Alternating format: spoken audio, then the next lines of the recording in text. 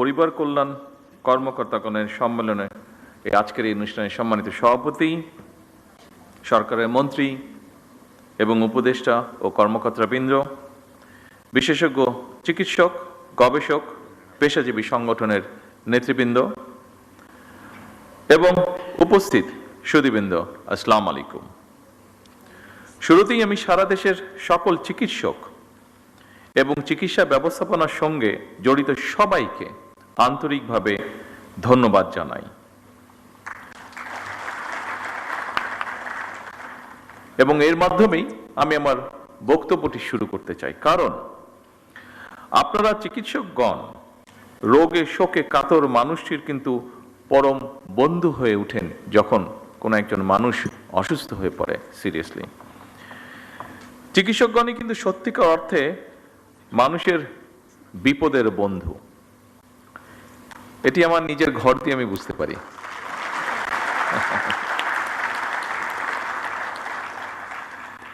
একজন চিকিৎসকের উপদেশ, আন্তরিক ব্যবহার একজন রোগীর কাছে অনেক সময়, অধিকাংশ সময় বলা যায় প্রায় সব সময় কিন্তু ঔষধের মতন কাজ করে। ফলে একজন চিকিৎসকের জন্য পেশাগত উৎকর্ষতার পাশাপাশি একজন মানবিক মানুষ হিসাবেও গড়ে ওঠাটা অত্যন্ত প্রয়োজন, অত্যন্ত জরুরি। যে কোনো শ্রেণী পেশার মানুষের চেয়ে চিকিৎসা পেশার ভূমিকা সবচেয়ে বেশি এবং গুরুত্বপূর্ণ।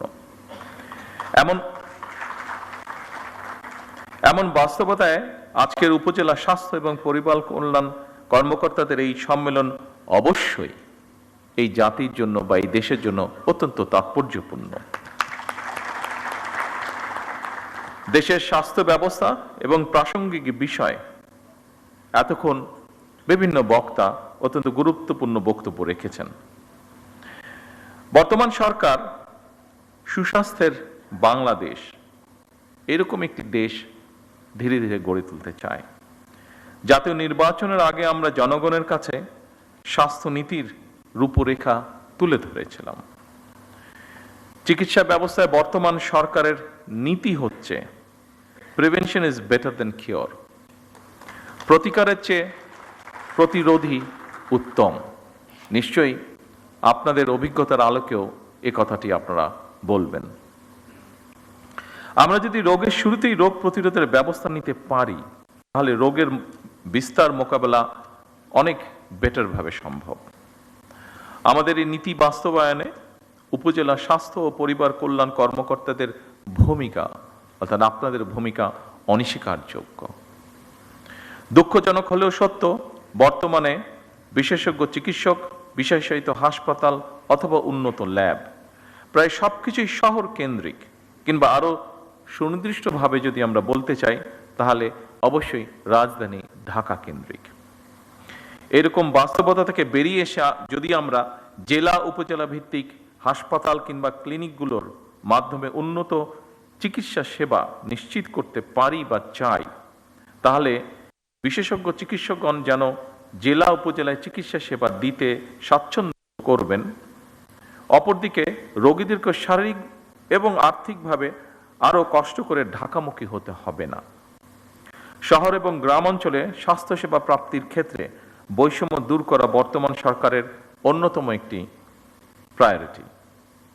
বৈষম্য দূর করে স্বাস্থ্য সেবার বিকেন্দ্রীকরণের লক্ষ্যে আমরা ইতিমধ্যেই পদক্ষেপ গ্রহণ এবং বাস্তবায়নের কাজও ধীরে ধীরে শুরু করেছি। যদিও এটি আমরা সকলেই বুঝি, এই কাজটি 1 মাস কিংবা 1 বছরেই বাস্তবায়ন করা সম্ভব নয়। সম্মানিত সকল উপস্থিতবৃন্দ, বিভিন্ন পরিসংখ্যান এবং স্বাস্থ্য বিশেষজ্ঞগণ বলেন যে দেশের মোট মৃত্যুর 71% অসংক্রামক রোগের কারণে হয়ে থাকে।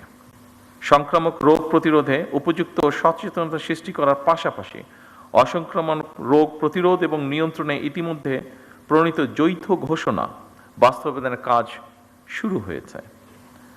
সাম্প্রতিক বছরগুলোতে পরিবেশগত বিপর্যয় এবং জলবায়ু পরিবর্তনের অভিঘাতের কারণে সংক্রামক রোগের পাশাপাশি অসংক্রামক রোগ যেমন শ্বাসকষ্ট, স্ট্রোক, হৃদরোগ ইত্যাদি স্বাস্থ্য ব্যবস্থাপনার উপরেও নিত্য নতুন চ্যালেঞ্জ সৃষ্টি করছে। এবং এইসব কারণেই উপজেলা পর্যায়ে গুরুত্ব সহকারে ডায়াবেটিস এবং উক্ত রক্তচাপের মতন অসংক্রামক রোগের স্ক্রিনিংও নিয়মিত করা প্রয়োজন। উপস্থিতিবৃন্দ, জীবনযাপনের ধরন পরিবর্তন করার ব্যাপারেও জনগণের মধ্যে অবশ্যই সচেতনতা তৈরি করাটা অত্যন্ত জরুরি, যা আপনাদের মাধ্যমে করাটা অনেক সহজ। আমার কাছে আরেকটি বিষয় মনে হয়, সেটি হচ্ছে ভেজাল এবং পুষ্টি সচেতনতা খাদ্য নিশ্চিত করা শহর হচ্ছে জেলা পর্যায়ে উপজেলা পর্যায়ে বেশি সহজ, কারণ প্রতিরোধ ব্যবস্থাপনায় জনস্বাস্থ্য সুরক্ষার মৌলিক ভিত্তি। আমাদের সরকার, বর্তমান সরকার বিশ্বাস করে UHF এর পিএর অর্থাৎ উপজেলা স্বাস্থ্য ও পরিবার কল্যাণ কর্মকর্তাগণ বাংলাদেশের স্বাস্থ্য ব্যবস্থার মূল চাবিকাঠি।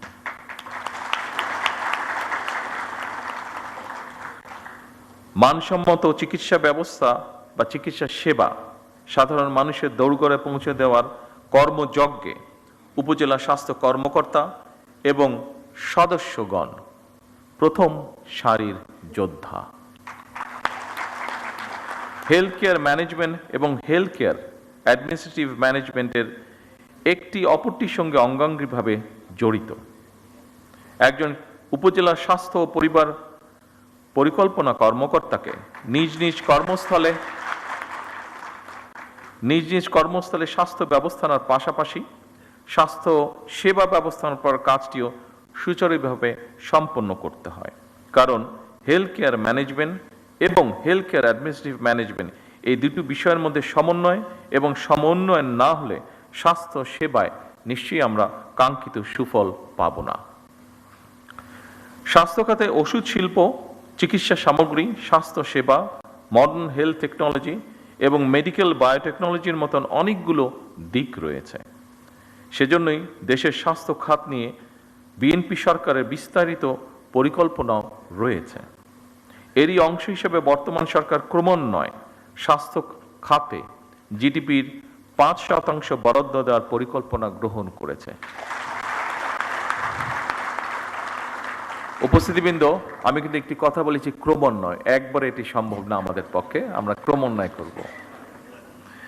প্রসঙ্গক্রমে আমেরিকার একজন বিখ্যাত পুষ্টিবিদ জ্যাক লায়ন, তার একটি কথা এখানে আমি উল্লেখ করতে চাই। তিনি বলেছিলেন, আজকের স্বাস্থ্য সেবা ভবিষ্যতের বিনিয়োগ। এ কারণেই যুক্তরাজ্যের ন্যাশনাল হেলথ সার্ভিস NHS এর জেনারেল প্র্যাকটিশিয়ান জিপির আদলে প্রতিটি উপজেলা এবং পর্যায়ক্রমে প্রতিটি ইউনিয়নে একটি করে প্রাথমিক স্বাস্থ্য সেবা ইউনিট স্থাপন করা যায় কিনা সেটি আমাদের চিন্তাভাবনার মধ্যে রয়েছে। এই স্বাস্থ্যসেবা ইউনিটগুলোর দায়িত্ব পালনের জন্য বর্তমান সরকার ধারাবাহিকভাবে সারা দেশে 1 লক্ষ হেলথ কেয়ার নিয়োগ দেওয়ারও একটি পরিকল্পনা বা সিদ্ধান্ত রয়েছে এবং এই হেলথ কেয়ারদের 80% হবেন নারী সদস্য।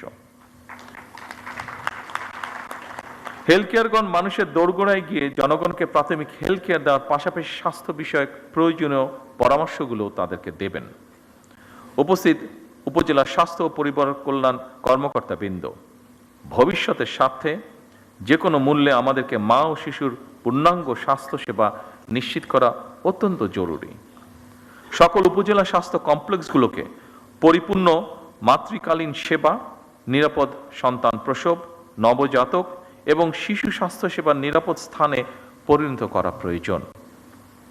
সারা দেশে শিশুদেরকে হামের টিকা না দেওয়ার ফলে বিগত ইমিডিয়েট 2টি সরকারের জীবন বিনাশী ব্যর্থতা মনে হয় ক্ষমাহীন অপরাধ। ভবিষ্যতে আর কখনোই যাতে এ ধরনের ঘটনার পুনরাবৃত্তি না হয়, বর্তমান সরকার সারা দেশে জরুরি ভিত্তিতে হামের টিকা দিয়ে তড়িৎ ব্যবস্থা নেওয়ায় আল্লাহর রহমতে পরিস্থিতি অবনতি কিছুটা রোধ করা সম্ভব হয়েছে এবং আমরা দৃঢ়ভাবে বিশ্বাস করি আপনাদের ঐকান্তিক প্রচেষ্টার ফলে এটিকে আমরা রোধ করে নিয়ে আসতে সক্ষম হব ইনশাআল্লাহ।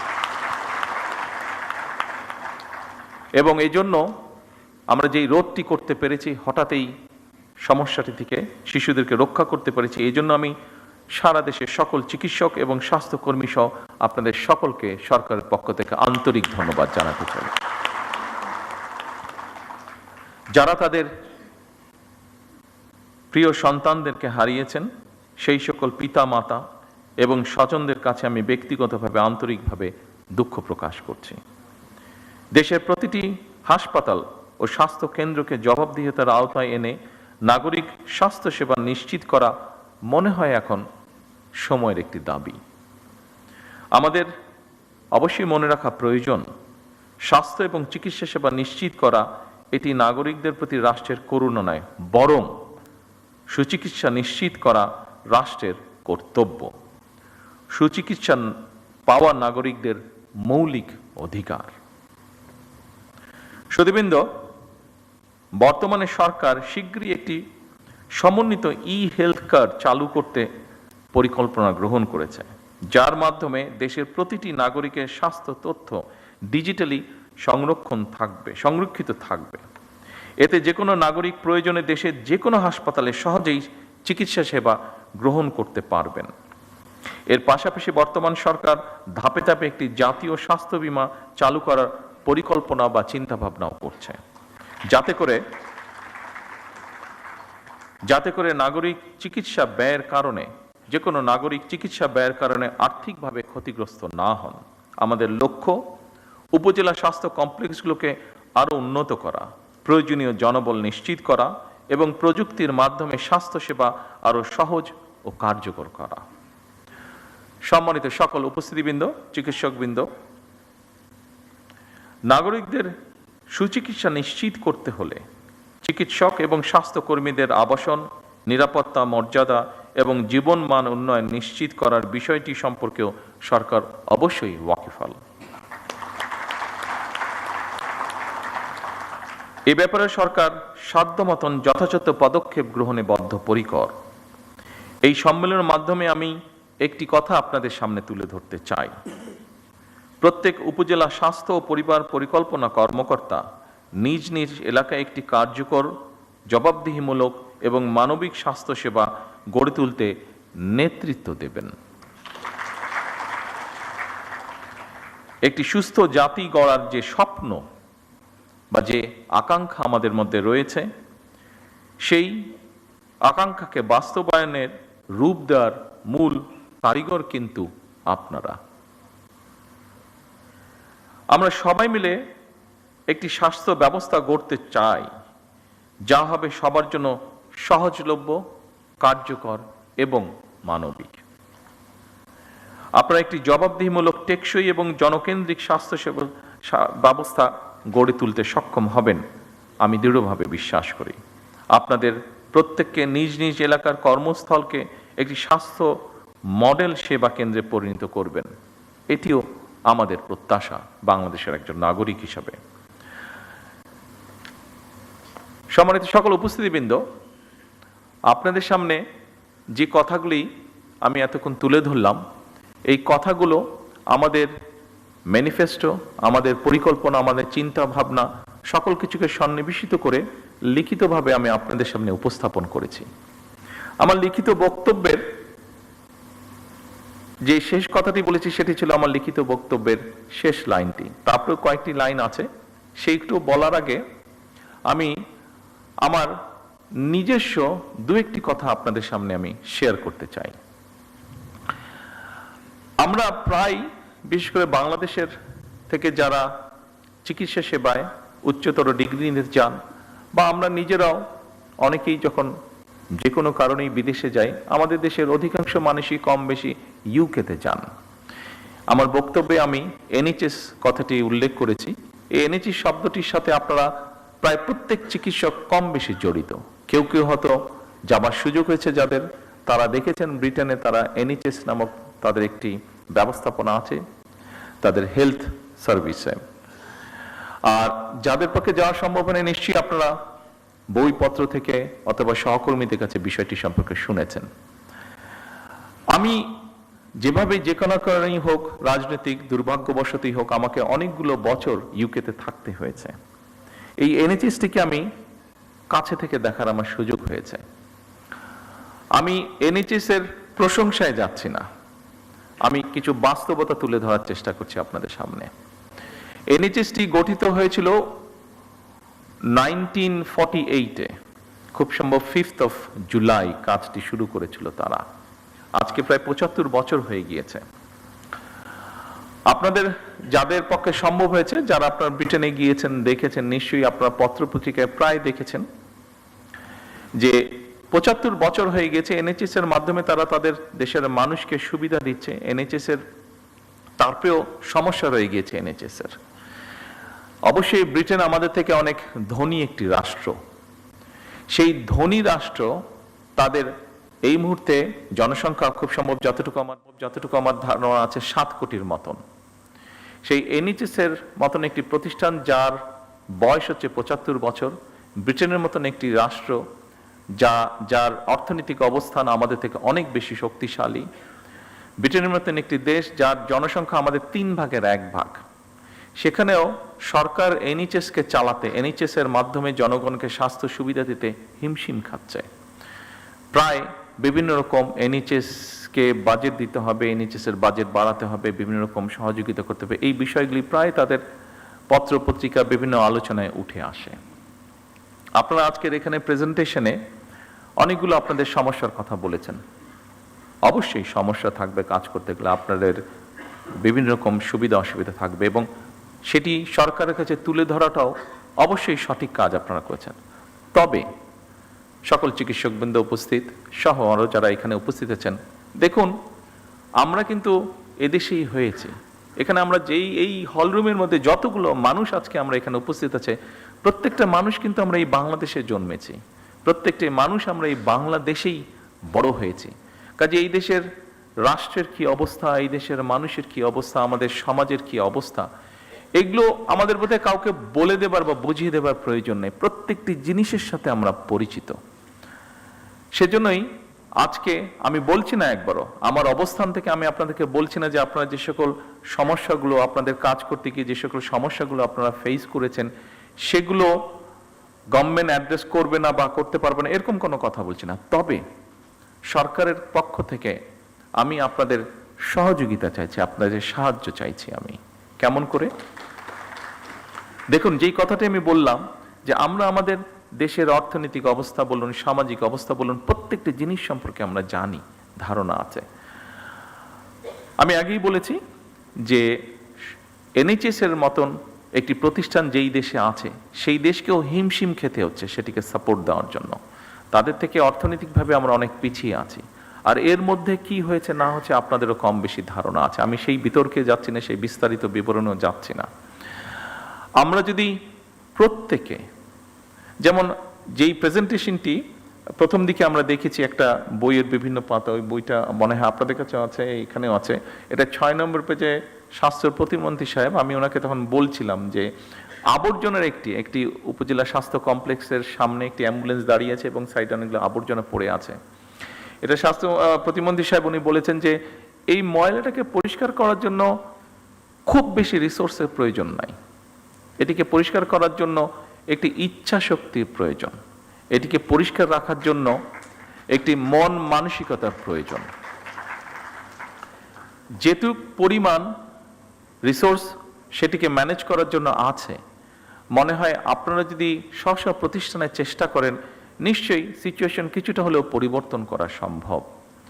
আমি যদি আমার পেশেন্টদেরকে শেখাই শুধু এই অসুখে এই ওষুধ খেতে হবে, এই কাজটি করো না তাহলে এই অসুখটি হবে না, এটা বলার পাশাপাশিও আমি যদি তাদেরকে হাইজিন সম্পর্কে একটি কথা বলি, আমি যদি তাদেরকে শিখাই যে ময়লাটি কম করো তাহলেই ময়লা কম হবে, ময়লাটি কম করো তাহলেই ময়লা কম হবে, নিশ্চয়ই আপনাদেরকে আমি বোঝাতে পেরেছি যে আমি চানাচুর খেলাম, কলাটা খেলাম, এখানেই ফেলে দিলাম। এই অভ্যাসটিকে যদি কোনোভাবে আমরা পরিবর্তন করাতে পারি তাহলে ময়লাই তো কম হচ্ছে। আমরা সকলে মিলে যদি চেষ্টা করি, আপনাদেরকে আমি একটি আমার ঘটনা বলি, আমি এটি বোঝানোর জন্য বলছি, অন্য কোনোভাবে দয়া করে নেবেন না ঘটনাটি। সেটি হচ্ছে 1997 সালে একটি রোড মার্চ হয়েছিল, রাজনৈতিক একটি রোড মার্চ হয়েছিল বাংলাদেশ জাতীয়তাবাদী দলের নেতৃত্বে, ঢাকা থেকে পঞ্চগড়। বগুড়াতে নাইট স্টে ছিল, যেহেতু বগুড়াতে একদিন নাইট স্টে ছিল পুরো কনভয়ের হাজার হাজার লোকের, তো স্বাভাবিকভাবে আমি কয়েকদিন আগে বগুড়াতে চলে গিয়েছিলাম, যেহেতু নিজের জেলা, সবাই দেশের বিভিন্ন জায়গা থেকে নেতা কর্মীরা সহ সমর্থকবৃন্দ সাধারণ মানুষ আসবে ওই কনভেতে, কয়েক হাজার মানুষ, একটা তো ম্যানেজমেন্ট থাকতে হবে, থাকা খাওয়া সবকিছু। তো আমরা যেখানে বড় একটি স্কুল মাঠে প্যান্ডেল করেছিলাম, তো সেখানে আমরা সবাই এসে পৌঁছতে সন্ধ্যাবে, গরমের দিন, মাসটা মনে নেই, তবে সামার ছিল, গরম ছিল। তো আমরা সকল মানুষ যাতে এসে অন্তত একটু হাত মুখ ধুতে পারে, অজু করতে পারে, গোসল করতে পারে, এরকম একটা ব্যবস্থা রেখেছিলাম। তো স্বাভাবিকভাবে স্কুল মাঠ নিয়েছিলাম, মাঠের মধ্যে যদি পানি পড়ে ন্যাচারালি কাদা হয়ে যাবে, তো আমরা নিচে বালি দিয়ে উপরে ইট জাস্ট বিছিয়ে দিয়েছিলাম। তো ওই কাজটা যাদেরকে দিয়েছিলাম তাদেরকে কাজের ডাইরেকশন সবকিছু দিয়ে আমি অন্য কাজ দেখতে চলে গিয়েছিলাম। এটি সকালের ঘটনা। রাত্রে যখন আমি প্রায় 9টার দিকে আসলাম, এটি আগের দিনের ঘটনা, যেদিন রোড মার্চ আসবে আগের দিনের ঘটনা, 9টার দিকে আসলাম, দেখলাম যে ইটগুলো নিয়ে আসা হয়েছে। যাদেরকে ইটের কথা বলেছে, আমাদেরই এক নেতা ছিল, তার ইটের ভাটা ছিল, সে বলেছে যে আমি ইট দেবো। ঠিক আছে, ভেরি ওয়েল, তাহলে আমাদের ইট আর কিনতে হয়নি। তো আমি এসে দেখলাম যে ইটগুলা এসে ইট ভাটা থেকে এসে এক জায়গায় স্ট্যাক করে রেখে গিয়েছে। তো আমি বললাম যে কি ব্যাপার, এগুলো বিছানো হয়নি কেন? তো তখন আমাকে সবাই বললো যে লেবার যারা আসার কথা ছিল এখনো আসেনি, হয়তো আসবে তারপরে বিছাবে। তো শুনে আমার মেজাজটা একটু খারাপই হলো। আমি কাউকে কিছু বললাম না, আমি চারিদিকে আমাদের নেতা কর্মীরা আছে, আমি হাঁটা ধরলাম স্টেকের যেখানে ইটগুলা সব রাখা ছিল, আমি গিয়ে 2 হাতে 2টা ইট ধরে, এখানে শাওলম আছে, খুব সম্ভব বোধহয় ঘটনাটি মনে আছে, আমি 2 হাতে 2টা ইট নিয়ে যেখান থেকে বিছানোর কথা ছিল ওখানে আমি বিছানো ধরলাম। স্বাভাবিক আমি যখন ইট নিয়ে আসা যাওয়া শুরু করেছি, সব নেতাকর্মী 2টা করে ইট ধরলো। বিশ্বাস করবেন 1 থেকে 1.5 ঘন্টার মধ্যে পুরো কাজটা কমপ্লিট হয়ে গেল।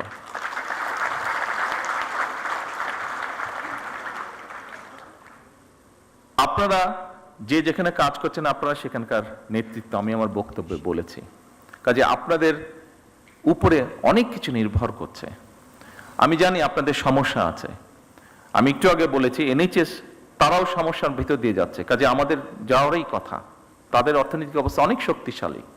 কিন্তু আপনারা যদি, এটি আপনার প্রতিষ্ঠান, ওখানে আপনি নেতৃত্ব দিচ্ছেন, আপনি যদি চান, 100% সম্ভব না, বাট অনেক সমস্যার সমাধান করা সম্ভব।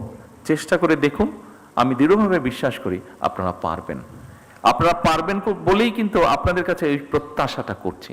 সরকার একা কিছু পারবে না। সরকারকে যদি আপনারা সহযোগিতা আপনারা করেন, আমাদের প্রত্যেককে এগিয়ে আসতে হবে। দেখুন আজকে ছুটির দিন, আমারও ইচ্ছা করে যে স্বাভাবিক আমার পরিবারের সাথে একটু সময় দিই। গতকাল শুক্রবার ছিল, গতকালকেও রাত্রি 12:30 আমি বাসায় ফিরেছি বিভিন্ন কর্মসূচি সেরে। আজকেও আপনাদের এখানে এসেছে, আজকেও আমার বাসায় ফিরতে ওরকমই হবে যেগুলো প্রোগ্রাম আছে। ফলে আজকেও ছুটির দিনেও আমি আমার পরিবারের সাথে থাকতে পারিনি। একই অবস্থা আপনাদের। কিন্তু যে কথাটি আমি বলতে চাচ্ছি, দেশটি তো আমাদের সবার। আমরা সকলে মিলে যদি চেষ্টা করি একটু একটু করে, আমি বলছি না যে আপনারা সবাই একজনই সব করে ফেলবেন, কিন্তু সবাই যদি একটু একটু করে আমরা করি, একটু তো পরিবর্তন নিশ্চয়ই হবে। কেন হবে না? অবশ্যই হতে হবে। অন্য দেশের মানুষ যদি পারে, আমরাও পারবো। আমি সংক্ষিপ্ত একটি ঘটনা বলে, এই ঘটনাটি 2 দিন আগের ঘটনা, সংক্ষিপ্ত একটা ঘটনা বলে আমার বক্তব্য শেষ করব, কারণ সময় চলে যাচ্ছে, আপনাদেরও কাজ আছে, যেতে হবে। ঘটনাটি হচ্ছে, আপনাদের একটি নামের সাথে মনে হয় আপনারা সবাই না হলেও বেশ কিছু মানুষ পরিচিত আছেন। ফাতেমা নামে একটি নাম। এই মেয়েটি আমার আম্মার সাথে জেলেও ছিলেন। যেহেতু আম্মা অসুস্থ ছিলেন, ও অনেক বছর ধরে আছে, আমাদের পরিবারের একজন সদস্য হয়ে গিয়েছে সে। তো এখন 2 দিন আগে তার এক আত্মীয়, ওর বাড়ি বরিশালের দিকে, তো 2 দিন আগে তার এক আত্মীয়, আমরা এখানে প্রসূতি মায়ের কথা বলেছি, তার এক আত্মীয় তার এরকম কমপ্লিকেশন দেখা দেবার পরে হাসপাতালে নেওয়া হলো। হাসপাতালে নেওয়ার সাথে বরিশাল হাসপাতালে নেওয়া হলো। বরিশাল হাসপাতালে নেওয়ার সাথে সাথে তারা বললো বিভিন্ন রকম কমপ্লিকেশন, ওখানে ইনকিউবেটর বলতে আপনি পাঠিয়েছেন না একমিশন, তো নেই, তাকে সাথে সাথে ঢাকায় রেফার করা হচ্ছে। কিন্তু আমি যতটুকু শুনছি, আমি তো ডাক্তার না, বাট আমি যতটুকু বাসায় যাওয়ার পরে আমার স্ত্রীর কাছে শুনলাম যে সামান্য বেসিক জিনিসটাও ওখানে দেওয়া সম্ভব হয়নি বা দিচ্ছে না, ঢাকায় সাথে সাথে পাঠিয়ে দিচ্ছে। কিন্তু ফাতেমা স্বাভাবিকভাবে আমার ওয়াইফকে বলেছে, উনিও দু একজনের সাথে কথা বলেছেন, সেই জন্য ফাতেমা সেই আত্মীয় খুব স্বাভাবিকভাবে বেটার চিকিৎসা পেয়ে গিয়েছে। কিন্তু প্রশ্নটি যেটা, সেটা হচ্ছে সবাই তো ফাতেমা না, বা সবাই ফাতেমার আত্মীয় না। ফাতেমার আত্মীয় হয়তো, সে যেহেতু ফাতেমা ছিল সেই জন্য আমার স্ত্রী ঘটনাটি জানতে পেরেছে, স্বাভাবিকভাবে উনি টেক কেয়ার করেছেন, তার আত্মীয়টা বাচ্চাটা হয়েছে বাট অসুস্থ, তারপরেও মোটামুটি ভাবে ম্যানেজ করা গিয়েছে, ঢাকায় আর আনতে হয়নি খুব সম্ভবত, যতটুকু আমি জানি। আর সামহাও মিনিস্টার সাহেবও জানার পরে উনিও কিছুটা ইন্টারফেয়ার করেছেন, ফলে এখান থেকে সাথে সাথে একটা মেশিন বোধহয় ছিল না, মেশিনটা বোধহয় পাঠানো হয়েছে, ফলে ওর আত্মীয়র বদলতে অনেকগুলো শিশু এখন সেই সুবিধাটা পাবে, অনেকগুলো শিশু সেই কষ্ট থেকে বা সেই সমস্যা থেকে, সেই বিপদ থেকে বেঁচে যাবে। কিন্তু যেই কথাটা আমি বলতে চাইছি, ওখানে যারা দায়িত্বরত ছিলেন তারা যদি আরো একটু যত্নশীল হতেন, তারা যদি আরো একটু কেয়ারফুল হতেন, তাহলে হয়তো অনেকগুলো সমস্যাকে এড়ানো যেত, সব না হলে অনেকগুলো সমস্যাকে এড়ানো যেত। আপনাদের কাছে আমার অনুরোধ থাকবে, এই দেশের একজন নাগরিক হিসাবে আমাদেরকে সাহায্য করুন, সরকারকে সাহায্য করুন, যেন আমরা কাউকে ফাতেমার আত্মীয় হওয়ার প্রয়োজন হবে না। যে কোনো মানুষ যাতে মিনিমাম হলেও চিকিৎসা সুবিধাটি দিতে পারেন। আর আপনাদের যে সমস্যাগুলো আছে, আপনাদের কাজ করতে গিয়ে যে সমস্যাগুলো আছে আপনারা এখানে উল্লেখ করেছেন, সেই সমস্যাগুলো একবারে আমাদের পক্ষে সমাধান করা সম্ভব না, এটি আপনারাও বুঝতে পারেন। তবে প্রথম যেই সমস্যাটির আপনারা কথা বলেছেন, নিরাপত্তা আপনাদের একটি বিষয়, যেটাতে প্রথমেই আপনারা হাততালি দিয়েছেন, আমি জিজ্ঞেস করলাম যে ওটাতে আপনারা হাততালি দেন, খুব সম্ভবত 3 নম্বর পয়েন্ট ছিল বোধহয় ওটা। এই 3 নম্বর পয়েন্টটি এখানে স্বরাষ্ট্রমন্ত্রী সাহেব আছেন, ওনার সাথে আমি আজ না হয় কালকেই স্বাস্থ্যমন্ত্রীকে নিয়ে, প্রতিমন্ত্রীকে নিয়ে এবং সেক্রেটারি সাহেবকে নিয়ে ইমিডিয়েটলি আমি স্বরাষ্ট্রমন্ত্রী সাহেবের সাথে বিষয়টি আলাপ করব। কারণ স্বাভাবিকই আমি যদি আমার নিরাপত্তা নিয়ে চিন্তিত থাকি, অন্য কোনো কাজে আমি কনসেন্ট্রেট করতে পারবো না। সেই জন্য আমরা সরকারের পক্ষ থেকে চেষ্টা করব এই বিষয়টি কিভাবে ইমিডিয়েটলি অ্যাড্রেস করা যায়। বাকি সমস্যাগুলো ইনশাল্লাহ পর্যায়ক্রমিকভাবে, একটি দুঃখজনক দুর্ঘটনা ঘটেছে, সেটি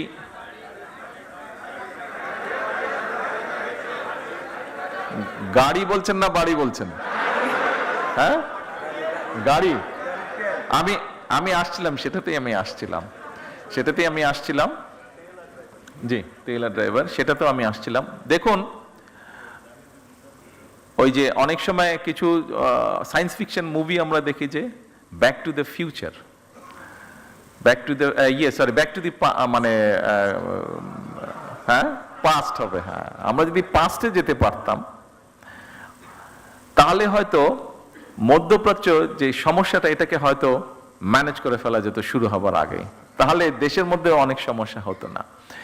তেলের যেই কিছু কিছু ক্ষেত্রে বিভিন্নভাবে কিছু অসুবিধা হচ্ছে, যেটি আপনারা বলেছেন, অবশ্যই ইট ইজ নিডেড। একটু সময় দিন আমাদেরকে, আমরা যেহেতু পিছন তো যেতে পারবো না, সামনে পিছনে যেই সমস্যাটা তৈরি হয়েছে এটার জন্য আরো সমস্যা তৈরি হয়েছে, আমাদেরকে অতিরিক্ত অনেক বেশি দাম দিয়ে দেশের মানুষ যাতে স্বাভাবিকভাবে সবকিছু রাখতে পারে, আমাদের যেরকম ভর্তুকির পরিমাণ বাড়াতে হয়েছে জ্বালানিতে, একইভাবে ইন্টারন্যাশনাল মার্কেট থেকে $2 বিলিয়নেরও বেশি ডলার দিয়ে আমাদেরকে ইমিডিয়েট তেল ক্রয় করতে হয়েছে। তার ফলে সরকারের বা জনগণের অনেকগুলো অর্থ খরচ হয়ে গিয়েছে। আমরা চেষ্টা করব যত দ্রুত সম্ভব, ড্রাইভারই হোক অথবা গাড়ির তেলের ব্যবস্থাটি হোক, আমরা করার চেষ্টা করব। একটু সময় দিতে হবে আমাদেরকে, একটু সময় লাগবে, পুরো জিনিসটা ম্যানেজ করার জন্য একটু সময় লাগবে। আপনারা একটু ধৈর্য ধরেন, ইনশাল্লাহ বাকিগুলো ধীরে ধীরে আমরা করব। তবে নিরাপত্তার বিষয়টি আমরা ইনশাল্লাহ ইমিডিয়েটলি দেখব। সকল চিকিৎসকবৃন্দ, বক্তব্য শেষ করার আগে দিয়ে আবারও আমি আপনাদের কাছে সহযোগিতা চেয়ে যাচ্ছি। সরকারকে দয়া করে, সরকারকে বাদ দেন, আপনি মানুষকে সহায়তা করুন, মানুষকে সহযোগিতা করুন, মানুষকে হেল্প করুন। কারণ সে আপনারই কেউ না কেউ, সে আপনারই একজন, সে আপনার এই সমাজের একজন সদস্য, সে আপনার এই দেশের একজন নাগরিক। আসুন আমরা যেহেতু এখানে আমরা যারা উপস্থিত আছি, এই ঘরে যে কজন মানুষ আমরা উপস্থিত আছে, আমরা কোনো না কোনো ভাবে কিন্তু প্রিভিলেজড, কেউ কম কেউ বেশি, কিন্তু প্রত্যেকে প্রিভিলেজ, কেউ না বলতে পারবেন না, কিন্তু কোনো না কোনো ভাবে প্রত্যেকে কিন্তু প্রিভিলেজড। বাংলাদেশের অধিকাংশ মানুষ, অধিকাংশ নাগরিক কিন্তু নট প্রিভিলেজড। আসুন যারা নট প্রিভিলেজড, আমরা অল্প সংখ্যক মানুষ যারা প্রিভিলেজড আছি, চেষ্টা করি কিভাবে নট প্রিভিলেজদেরকে কিছুটা সহযোগিতা করতে, কিছুটা সাহায্য করতে, কিছুটা তাদের কষ্ট লাঘব করতে। আমি বিশ্বাস করি যে কথাগুলো, যে অনুরোধগুলো আপনাদের সামনে আমি করেছি, আমরা সকলে মিলে চেষ্টা করলে নিশ্চয়ই অবস্থার পরিবর্তন করতে সক্ষম হব। আপনাদের সকলের সুস্বাস্থ্য, সকলের নিরাপত্তা কামনা করে আমার বক্তব্য শেষ করছি। আল্লাহ হাফেজ। বাংলাদেশ জিন্দাবাদ।